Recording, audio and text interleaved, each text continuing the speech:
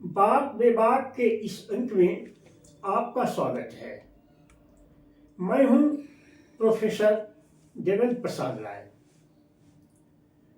आज मैं आपसे वंदे मातरम पर बात करूंगा। देखिए, वंदे मातरम तो राष्ट्रीय नेशनल सॉन्ग है। इसको बंकिम चंद्र चट्टोपाध्याय ने लिखा है। वह कवि थे, एसेइस्ट थे, उपन्यासकार थे, लेखक थे, बहुत बहुमुखी प्रतिभा के धनी थे। उन्होंने 1870 में वंदे मातरम को लिखा। उसमें 2 स्टैंजा लिखा। पहला, वंदे मातरम सुजलां सुफलां मलयज शीतलां शस्य श्यामलं मातरं वंदे मातरम शुभ्र ज्योतिष्णा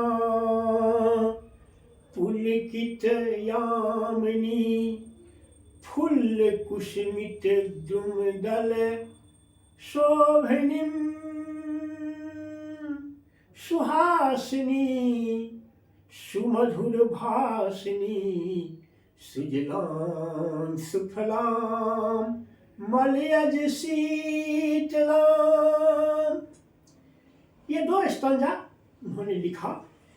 फिर 1883 में जब उन्होंने आनंद मठ उपन्यास लिखा तो इसमें उसको डाल दिया और उसमें 2 स्टैंजा और डाल दिया, जिसमें भारत माता की तुलना, भारत माता का रूपक 3 देवी, हिंदू देवियों से उनका रूपक किया गया। एक दुर्गा जो 10 भुजाधारिणी दुर्गा, फिर कमला मतलब लक्ष्मी जो कमल दल पर, कमल के फूल पर शयन कर रही हैं, और दूसरा विद्या की देवी सरस्वती। और उन्होंने लिखा, तुम ही दुर्गा 10 प्रहरण धारिणी कमला कमल दल विहारिणी वाणी विद्या दायिनी नमामि त्वां नमामि कमलां सुकुमलां अतुलां सुजलां सफलां मलयज शीतलां वंदे मातरम। इन्होंने लिखा। अब इस पर कंट्रोवर्सी क्या हुई? तो इसको सबसे पहले 1896 ईस्वी में रविन्द्रनाथ टैगोर ने कांग्रेस के अधिवेशन में गाया और वही उन्होंने स्वरबद्ध भी किया उसको। मतलब वही लिरिसिस्ट भी थे, वही गायक भी थे।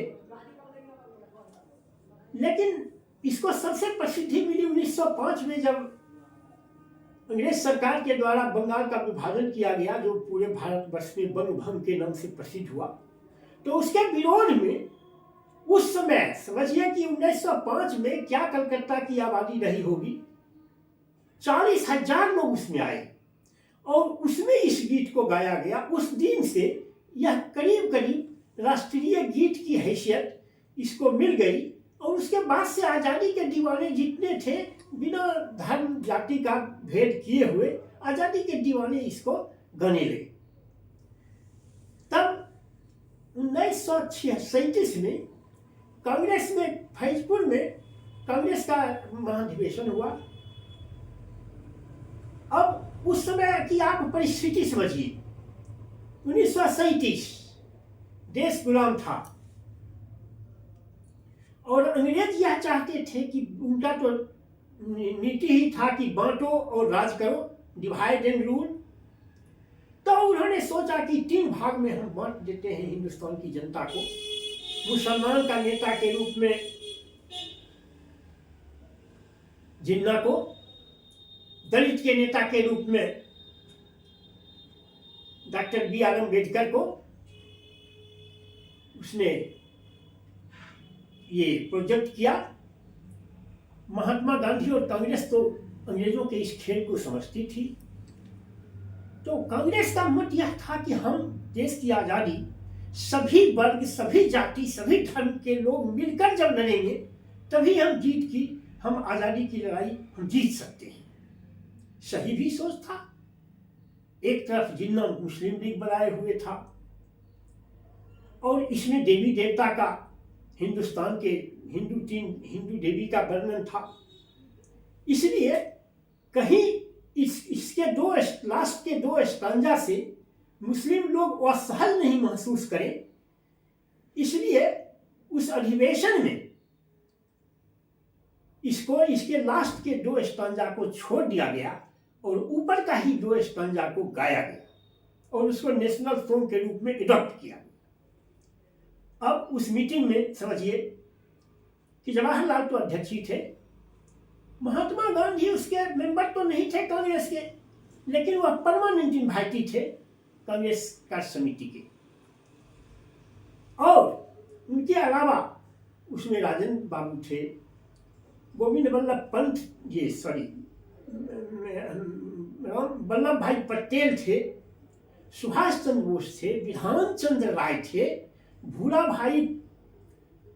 भाई देसाई थे, अबुल कलाम आजाद थे, आसफ अली थे, अरुणा आसफ अली के हस्बैंड, फिर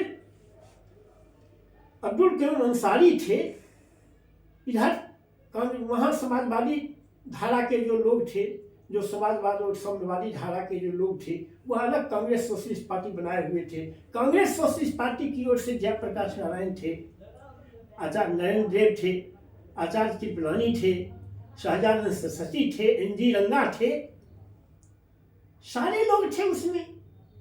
और इसमें 2 ही स्टांजा गाने का प्रस्ताव राजेंद्र बाबू ने रखा और उसको सेकंड किए सरदार वल्लभ भाई पटेल। अब सोचिए, इसमें नेहरू को तो बैठ में घसीटा जा रहा है। नेहरू ने तो प्रस्ताव भी नहीं रखा था, यह प्रस्ताव राजेंद्र बाबू का था और सेकंड किया गया था पटेल के द्वारा, जो इनके आइकॉन हैं। तो इसलिए अब भाजपा की बात, वह इस पर हाइटोबा मचाए हुए है, पूरा देश को आंदोलित किए हुए है, पूरा सोशल मीडिया से लेके इलेक्ट्रॉनिक मीडिया, प्रिंट मीडिया तक इस पर बात हो रही है। तो असल में भाजपा को, ये RSS को तो आज़ादी की लड़ाई लड़नी नहीं थी। उसने तो घोषित रूप से कहा था कि हम आज़ादी की लड़ाई में हम सास नहीं है। जो लोग जाएंगे, जैसे वीर सावरकर गए या आप्टे गए, तो यह पर्सनल हैसियत से, कहे कि पर्सनल हैसियत से कोई RSS का आदमी जा सकता है, लेकिन RSS का स्वयं सेवक होने की हैसियत से आज़ादी की लड़ाई में भाग नहीं लेगा। तो इसको क्या मतलब है कि आज़ादी कैसे मिलती, हिंदू मुस्लिम एकता कैसे होती, इसलिए बैठ का घसीटा जा रहा है। वह राष्ट्रीय सॉन्ग है। 1950 में जब संविधान बनने लगा तो उसके राष्ट्रीय सॉन्ग का दर्जा दिया गया। हालांकि राष्ट्रीय गान जनगण मन अधिनायक जय हो हुआ, लेकिन इसको और उसमें यह नियम बनाया गया कि जिस समय जनगण मन अधिनायक जय हो गीत गाए जाएंगे, सारे लोग खड़े हो जाएंगे। इस तरह का कोई प्रावधान नहीं किया गया वंदे मातरम में, लेकिन इसको भी जनगण मन अधिनायक जय हो से कम सम्मान और कम ख्याति प्राप्त नहीं थी। इसलिए इस पर जो किया गया है, 2 स्टांजा को ही गाया जा रहा है। यह उस समय के परिप्रेक्ष्य में भारतवर्ष के संबंध में और आज़ादी के परमाणु के लिए वह ठीक ही था, और जिससे के फलस्वरूप हम लोगों को आज़ादी मिली।